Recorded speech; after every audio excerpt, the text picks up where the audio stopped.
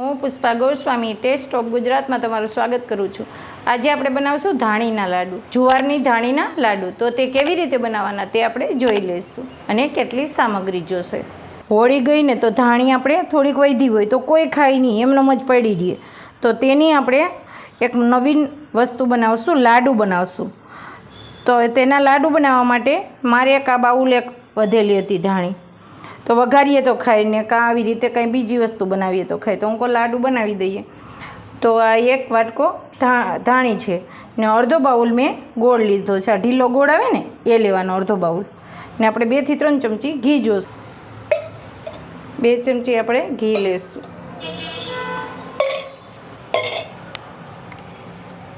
ને આપણે આ ગોળ લઈ લઈશું। ગેસ થોડોક ધીમો રાખવાનો, નકર ગોળ આપણો બળી જાય, એટલા માટે એકદમ બારવાનો નથી આપણે ગોળને।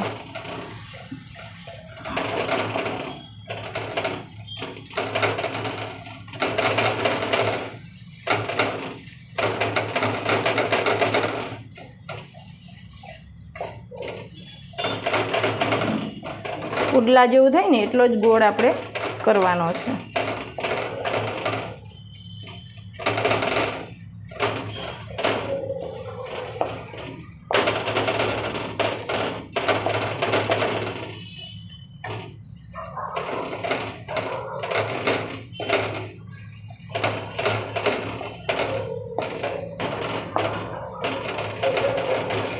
આ ગોળ આપણો પીગળી ગયો છે, જો એટલો પીગાળવાનો, એકદમ કાંઈ તાર બાર આમાં જોઈએ નહીં કે તારવારી કરવાની, ચાસણી જેવું કરવાનો કે પાણી નાખવાનું, કોઈ વસ્તુ નહીં। હવે આપણે એમાં ધાણી નાખી દઈશું,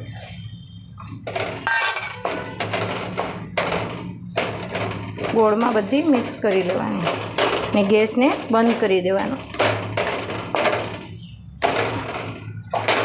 એક બાઉલ હોય ને તો અડધો બાઉલ ગોળ જોઈએ આમાં, એક બાઉલ ધાણી અડધો બાઉલ ગોળ એટલું જોઈ, એ એનું પરફેક્ટ માપ છે। હવે આ બધી મિક્સ થઈ ગઈ છે ધાણી અને ગોળ, હવે એને આપણે ગેસ ઉપરથી ઉતારી લઈશું। થોડુંક નહીં જેવું ઠંડુ પડે ને પછી એના લાડુ બનાવી લઈએ, થોડુંક જ પડવા દેવાનું, નકર લાડુ બનશે નહીં પછી। આવી રીતે થોડુંક ઠંડુ પડવા દઈશું।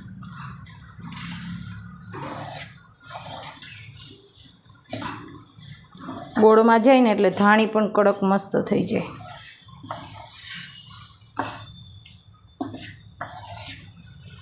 આમનામ પણ તમે ખાઈ શકો, એવું કંઈ નહીં કે લાડુ જ વારવાના। એક વાટકામાં પાણી લેવાનું, આપણે આમાં પાણી વારવાત કરવાનું, પાણી વારવાત કરીને હાથમાં એટલું લઈ લેવાનું, આવી રીતે નાના નાના લાડુ વારી લેવાના।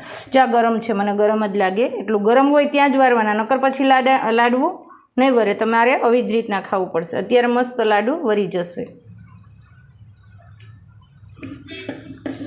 આવું ગરમ લાગવું જોઈએ હાથમાં, ને પાણી વાળો હાથ કરશો ને એટલે લાડુ મસ્ત થઈ જશે।